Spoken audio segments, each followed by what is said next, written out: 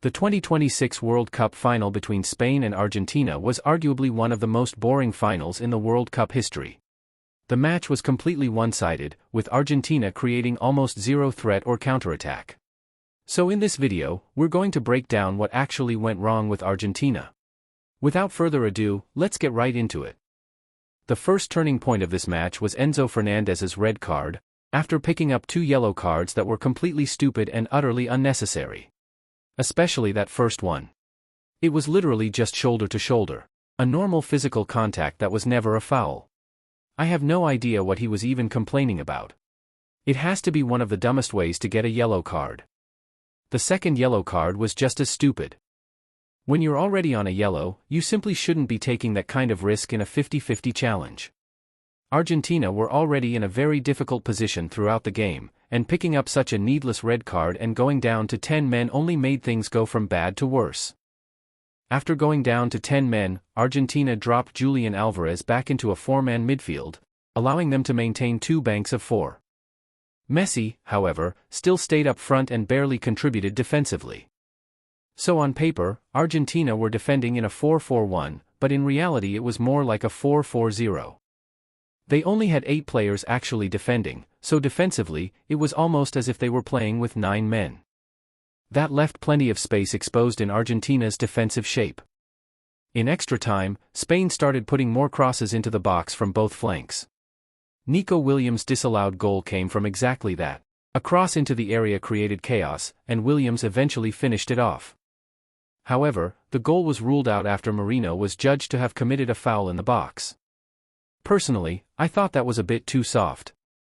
After getting away with that one, Scaloni brought on Senesi for Alvarez, adding a third centre-back and switching to a back 5.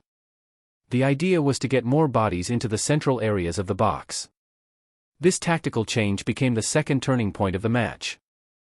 After the substitution, Argentina switched to a 5-3-1. But again, Messi wasn't defending, so in reality it was a 5-3-0. That created another problem. A 3-man midfield simply couldn't cover the full width of the pitch, which left space on both flanks and forced the 3 midfielders to expend even more energy trying to cover those spaces. A 3-man midfield also makes it very easy for the opposition to create 2v1 situations out wide. We can see it here. Spain switch the ball out wide and immediately create a 2v1. Cucurella then makes an underlapping run, and Molina signals for his teammate to track him. That simple movement is enough to drag Simeone away, leaving Argentina with only 2 players around the edge of the box and a huge amount of space completely unprotected. On top of that, inside the box, we can see Tagliafico marking Merino. There's almost a 20-centimeter height difference between the two, so it's a complete mismatch. Nico Williams spots the mismatch and puts the cross in towards Merino. Tagliafico simply can't deal with him in the air, and Merino ends up with a free header. He really should be scoring from there. Argentina were extremely lucky to get away with that one, but at the same time, it also highlights Spain's lack of a clinical finisher. Argentina had got away with it twice, but they weren't going to get away with it a third time. After the break in extra time, nothing changed. Argentina were still defending in that 5-3-0 shape, and the 3-man midfield still couldn't cover the full width of the pitch. There was still too much space on both flanks, basically inviting Spain to attack out wide. And that's exactly what Spain did here. They work the ball out wide to Yamal, who immediately draws 2 Argentina defenders towards him. That leaves Porro free in the supporting position behind him, with plenty of space and time to deliver the cross.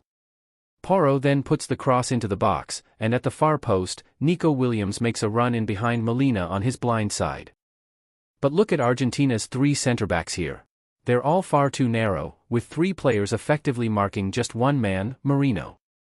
That's simply a waste of numbers. Given Tagliafico's lack of height, I think he should be the one stepping out to pick up Ferran Torres rather than staying centrally to defend the cross. That would allow Simeone to stay around the edge of the box and deal with any second balls. Looking back at the far post, we can see that Nico Williams has got in front of Molina. The cross itself is too deep, though. So even if Williams manages to get his head on it, it's not an easy header to score from. But Molina decides to push Nico Williams, and ironically, that actually helps him use the momentum to knock the ball back towards Ferran Torres, who is completely unmarked behind him. and Ferran Torres comfortably finishes to make it 1-0. But why was Ferran Torres left completely unmarked? Let's go back and take another look. Going back to when the cross comes in, we can see that Simeone is the closest player to Ferran Torres. So he should be the one picking up Ferran Torres. And as the cross comes in and Ferran Torres makes his run into the box, Simeone decides to stop and sort out his boot.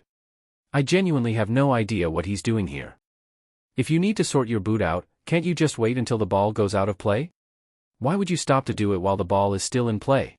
What the fuck is he thinking? This is the second half of extra time in a World Cup final, for God's sake. In the end, Simeone just stands there watching as Ferran Torres scores. He has to take a lot of the blame for this goal. Argentina had to wait until they were a goal down and Spain dropped deeper before they could finally manage their first shot of the game, in the 116th minute. That's embarrassing, to be honest. To sum it all up, Spain were deserved winners in the end. They won convincingly, and I don't think anyone could really argue with the result. Argentina, on the other hand, were extremely disappointing. For a World Cup final, it was far too one-sided and nowhere near competitive enough. A final should feel like two top teams going toe-to-toe, but this never really felt like that. That said, I do think Argentina deserves some credit for the way they defended before the red card. Spain had plenty of the ball, but they didn't create that many clear-cut chances. Argentina were compact, organized and disciplined, and they managed to frustrate Spain for long periods. But going forward, Argentina offered virtually nothing throughout the entire game. They couldn't create any real chances even with 11 men, and going down to 10 only made things worse. At that point, there was realistically very little chance of them winning the game in open play. And for Messi, it's a pretty sad way for his World Cup career to come to an end.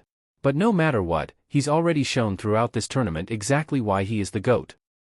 Personally, if I were Scaloni, I would have taken Messi off after the red card and brought on someone who could contribute defensively. Argentina had already managed to defend for 90 minutes with Messi barely involved defensively, so I think the better option would have been to keep 10 players fully committed to defending for the extra 30 minutes.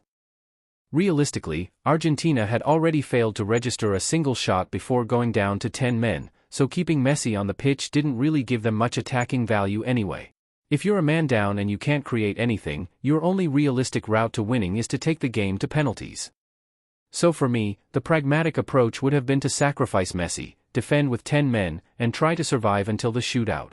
And if the game had gone to penalties, I think Argentina would actually have had the edge in a shootout, simply because they had Emi Martinez in goal. And that's it for this video. If you enjoyed it, make sure to leave a like and subscribe to the channel for more football analysis. Thanks for watching, and I'll see you in the next one.